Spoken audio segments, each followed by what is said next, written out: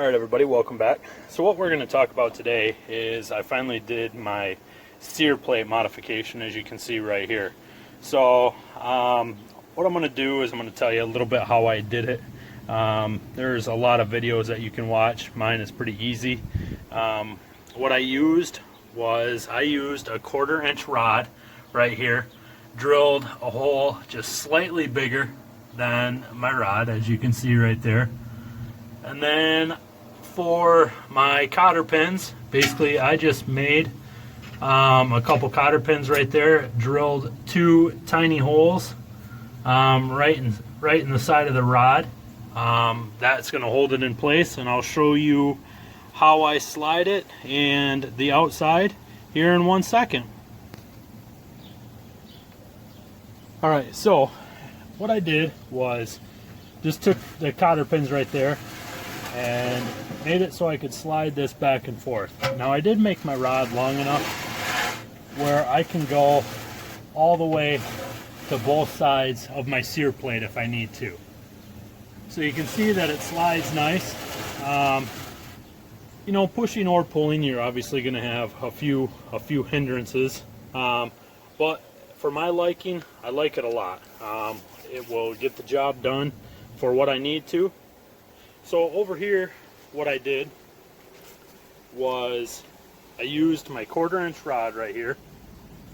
So you can see what I did to measure was I went right off of the bottom of my bracket right here.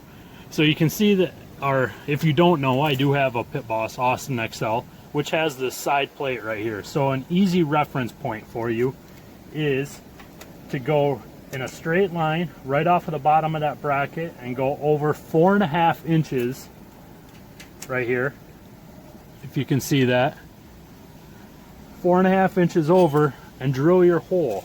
So you're basically drilling a hole in line with that bracket right there, the bottom of the bracket, and that'll give you enough room for what you need to do. So when I took my rod, what I did was I work in a fab shop, so I took it and I made basically a handle on there. So it works nice. I can easily grab it with my shelf right here, and I can slide it over, slide it back, keeps it right out of the way. It just sits right out of the way. Okay, so that's a little quick rundown of what I did for my sear plate. I'm also going to give you a little rundown of my new cover that I got. I did purchase a Pitboss Austin XL cover, and I will go over that here and give you what I think of it, how I like it so far. Alright, so here we are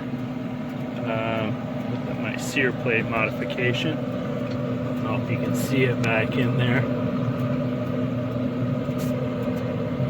Not really good. But right now what I'm doing is just doing the burn off on the rod that I got, so you can see it burning down in there. So let me send my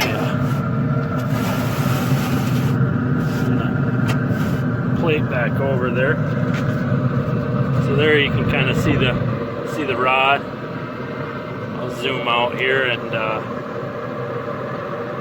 oops, wrong way. I'll give you the rundown of what I got here.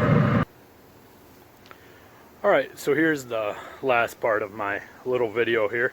So I did just buy my Austin XL grill cover here from Pitboss.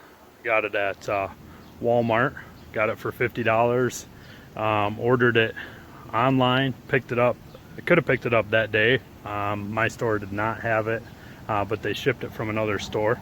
But as you can see, it fits really nice. It's got a little pocket right here for the chimney. Comes down, fits around the shelf right here very nicely. Nice logo on there. Comes around here to your pellet box. The corners on there are really nice. Let's see here. It is waterproof. It's, you know, fairly thick for a grill cover. It's got a nice little drawstring right down here on the bottom. Don't know if you can see that. Oh, sorry about that. Right here, you can pull it tight. you know, overall, I really like it. You can see that it fits the grill quite nicely, as it should. So yeah, if you have any questions about the grill cover, just go ahead and email me. And once again, thanks for watching. Make sure you like and subscribe.